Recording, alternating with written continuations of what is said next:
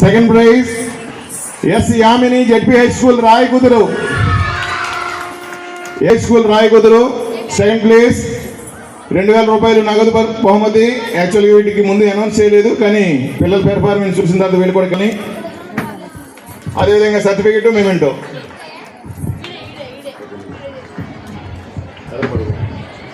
రండి madam. Hindu madam గారు క్లాస్మేటా? గొడవ లేదు ఇంకా. రైట్.